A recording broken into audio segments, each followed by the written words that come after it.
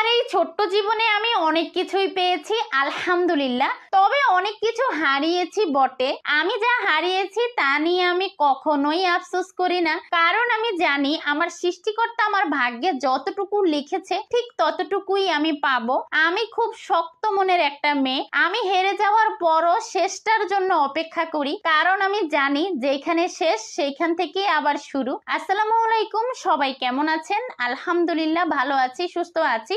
আজকে এই ভিডিওটা হচ্ছে একদম বৃহস্পতিবার থেকে করা। তো বৃহস্পতিবার সকালবেলা আমি রান্না করছিলাম খুদের ভাত। অনেকদিন ধরে খুদের ভাত খাওয়া হয় না, আর এই খুদগুলো আমি যখন শ্বশুর বাড়িতে গিয়েছিলাম তখন নিয়ে আসছিলাম। তো থাকতে থাকতে খুদগুলো একদম ছাতা ধরে যাচ্ছে, কিন্তু আমি রান্না করারই সময় পাইনি। তো এই তো আজকে রান্না করছি খুদের ভাতটা। আমি বরাবরই এইভাবেই রান্না করি, একটুখানি তেল দিয়ে পেঁয়াজ ভাজা ভাজা করে তারপরে আমি চালগুলো দিয়ে দেই। চালগুলো যখন ভাজা ভাজা হয়ে যায় তখন এখানে গরম পানি দেই, আর দিয়ে দিচ্ছি লবণ আর হচ্ছে কাঁচা মরিচ। জাস্ট এতটুকু দিয়েই রান্না হয় খুদের ভাতটা, খেতে কিন্তু অনেক বেশি মজা হয়। আর পাশের চুলায় খুদের ভাত খাওয়ার জন্য ভর্তা তো বানাতে হবে, তাই না? এখন আমি বাদাম ভর্তা করে নিব, আর একটু শুটকির ভর্তা অফ ক্যামেরায় করেও নিয়েছি। তো এই তো বাদাম আর মরিচ গুলো টেলে নিচ্ছিলাম। আজকের বাদাম ভাজাটা একটু বেশি হয়ে গেছে, জানি না ভর্তাটা খেতে কেমন লাগবে। তো এই তো শিলপাটায় বাদাম ভর্তাটা করে ফেলছি। ওই যে বলেছিলাম যে আজকে বাদামগুলো একটু বেশি ভেজে ফেলেছি, সেই জন্য ভর্তাটার কালার একদম কালো কালো হয়ে গেছে, জানি না খেতে কেমন লাগবে। তো এই তো ভর্তাটা বানিয়ে ফেলেছি, আর এদিক দিয়ে আমার খুদের ভাত রান্না করা হয়ে গেছে। এখন একটা প্লেটে ভেড়ে বেশ মজা করে খাবো। আমার কাছে আজকের এই খুদের ভাত অসাধারণ লাগতেছে, অনেক বেশি মজা লাগতেছে। আমার বড় ছেলেটা একদমই খুদের ভাত পছন্দ করে না, তো সে খায়ও নি, শুধু আমি আর আপনাদের ভাইয়া খেয়েছিলাম। তো তারপরে দুপুরে কি রান্না করব, তো ভাবলাম যে ইলিশ পোলাও রান্না করি। অনেকদিন ধরে ভাবছিলাম যে ইলিশ পোলাও রান্না করব। আমি এর আগে কখনোই ইলিশ পোলাও রান্না করিনি, আজকে ফার্স্ট টাইম ইলিশ পোলাও রান্না করব। তো ইলিশ পোলাও রান্না করব, ফ্রিজে দেখি টক দই নাই, তো আমি গুঁড়া দুধ দিয়ে আর লেবু দিয়ে টক দই বানিয়ে ফেলেছি। এই তো দিয়ে দিচ্ছি। তারপরে এখানে এক এক করে সব ধরনের মশলা দিয়ে দিচ্ছি। আপনারা তো দেখতেই পারছেন কি কি মশলা দিয়েছি। তারপরে এই মশলাগুলোকে আমি হাতে মেখে নিব, আর এখন দিয়ে দিচ্ছি ইলিশ মাছগুলো। আর দেখেন, আমি যখন মশলাটা মাখাচ্ছিলাম আমার একদমই মনে নাই যে আমি এখানে রান্নার তেলটাই দিইনি, রান্নার তেলটাও দিতে হবে। তো তারপরে একটু রান্নার তেল দিয়েছি, আর এখন মাছগুলোকে খুব ভালোভাবে একদম মেখে নিব। মেখে আমি আধা ঘন্টার জন্য রেস্টে রেখে দিব। আধা ঘন্টা পর আমি চলে এসেছি আবার রান্নাঘরে। এখন সবার আগে পেঁয়াজের বেরেস্তাটা করে ফেলবো। এই তো পেঁয়াজগুলোকে একদম ভাজা ভাজা করে লাল লাল করে ফেলছি। পেঁয়াজের বেরেস্তাটা হয়ে গেলে আমি অর্ধেকটা পেঁয়াজের বেরেস্তা তুলে নিচ্ছি, বাকি অর্ধেকটার মধ্যে এই যে মাখিয়ে রাখা ইলিশ মাছগুলো দিয়ে দিচ্ছি। এখন খুব ভালোভাবে কষিয়ে নিব।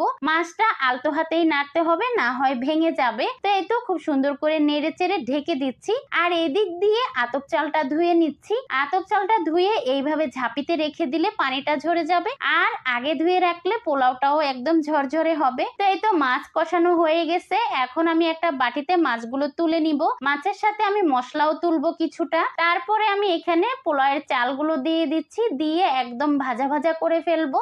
আর এই যে ইলিশ মাছের যে গ্রান স্বাদ সবকিছুই কিন্তু এই ঝোলটার সাথে ছিল। আর সেই ঝোলের ভিতরে চালগুলো দেওয়ার পরে এই যে এখন ভাজা ভাজা করছিলাম, খুব সুন্দর একটা গ্রান বের হচ্ছিল। তো চালটা ভাজা ভাজা হয়ে গেছে। এখন এখানে আমি গরম পানি দিয়ে দিচ্ছি। গরম পানিটা আমি রাইস কুকারে করে নিয়েছিলাম, তো পরিমাণ মতো পানি দিয়ে একটুখানি লবণও দিয়ে দিয়েছি। তারপরে ঢেকে দিচ্ছি। আচ্ছা, এদিক দিয়ে পোলাওটা হতে থাক, আমি এদিকে ওই যে পেঁয়াজের ব্রেস্তা করেছিলাম সেই পেঁয়াজের ব্রেস্তার ভিতরে দিয়ে দিচ্ছি গুঁড়া দুধ, চিনি আর ঘি দিয়ে খুব ভালোভাবে মাখিয়ে নিব। এটা কিন্তু পোলাওতে দিলে খুব সুন্দর একটা গ্রান হয়, আমার কাছে অনেক ভালো লাগে। সেজন্য আমি যখনই পোলাও রান্না করি এইভাবে আমি মাখিয়ে নেই পেঁয়াজের ব্রেস্তাটা। যাই হোক, এই তো পোলাওটা এদিক দিয়ে প্রায় হয়ে গেছে। এখন এখান থেকে আমি অর্ধেকটা পোলাও তুলে নিব। তারপরে মাঝখানে আমি মাছগুলো দিয়ে দিচ্ছি। মাছগুলো দিয়ে উপর থেকে সেই যে পেঁয়াজের ব্রেস্তাটা ছিল সেটা ছিটিয়ে দিচ্ছি। তারপরে কাঁচামরিচ দিয়ে দিচ্ছি। কাঁচামরিচটা দেওয়া হইলে আমি এখন উপর থেকে পোলাওগুলো দিয়ে দিব। দিয়ে খুব সুন্দর করে চেপে চেপে একদম ফিনিশ করে নিব, যাতে ইলিশ মাছের একটু গ্রানও বাইর না হইতে পারে। তো এই তো তারপরে আমি উপর থেকে পেঁয়াজের বেরেস্তা দিয়ে দিচ্ছি, আর এখন একটা ঢাকনা দিয়ে ঢেকে দিচ্ছি। আর যে ঢাকনার ছিদ্রটা ছিল সেটা একটা কাগজ দিয়ে বন্ধ করে দিচ্ছি। এখন দমে আধা ঘন্টার জন্য রেখে দিব। তো আমি পাশের চুলায় দিয়ে দিচ্ছি। আর এই চুলায় আমি একটু ইলিশ মাছের মাথা দিয়ে লতি রান্না করব। তো এই তো পেঁয়াজটা ভাজা ভাজা করে নিচ্ছি, তারপরে এখানে হলুদ মরিচ লবণ আর ইলিশ মাছের মাথা দিয়ে দিচ্ছি। এখন একটু ভাজা ভাজা করে একটুখানি পানি দিয়ে দিচ্ছি, না হয় মশলাগুলো পুড়ে যাবে। তারপরে এখানে আমি কচুর লতিগুলো দিয়ে দিচ্ছি, আর কচুর লতিটা খুব সুন্দরভাবে নেড়ে চেড়ে এখন ঢেকে দিব। আর এই তরকারিতে আমি আর পানি দিব না, যতটুকু পানি দেখেছেন এটার ভিতরে লতিটা সেদ্ধ হয়ে খুব সুন্দর একটা তরকারি রান্না করা হয়ে যাবে। তো রান্নাঘরটা পরিষ্কার করে ফেলেছি, আর এই দিক দিয়ে দেখি পোলাওটার কি অবস্থা। তো এই তো আমার ইলিশ পোলাও একদমই রেডি। তো আমার ছেলেটা আবার স্কুলে চলে যাবে, তাড়াতাড়ি করে ছেলেটাকে ইলিশ পোলাও বেড়ে দিচ্ছিলাম। আর আজকে আমার ছেলে প্রথমবারের মতো ইলিশ পোলাও খাবে। ছেলে আমার ইলিশ পোলাও খেয়ে বলতেছে, আম্মু কি পরিমাণ মজা হয়েছে, তুমি প্রায় সময় এভাবে ইলিশ পোলাও রান্না করবে। ও তৃপ্তি সহকারে খেলো। আর এই দিক দিয়ে আমি রান্নাঘরের সব কাজ করে ফেলেছি, আর ভিডিও করা হয়নি। তো শুক্রবার দিন একটু মায়ের বাসায় ছিলাম, সেই জন্য ওইভাবে কোনো ভিডিওই করা হয়নি। তো বিকালবেলা আপনাদের ভাইয়াকে নিয়ে ঘুরতে যাব, তো সেই জন্য বাসায় এসেছিলাম, যেহেতু কাছাকাছি আমাদের বাসায় এসে রেডি হয়ে এই যে আপনাদের ভাইয়ার সাথে এখন যাচ্ছি ঘুরতে। আর আমার কপালটা এতটাই খারাপ, আমি যখনই ঘুরতে যাই সন্ধ্যা হয়ে যায়। তো আমরা এই যে এই পার্কে আসার প্রায় 10 মিনিট পরে মাগরিবের আজান দিছে,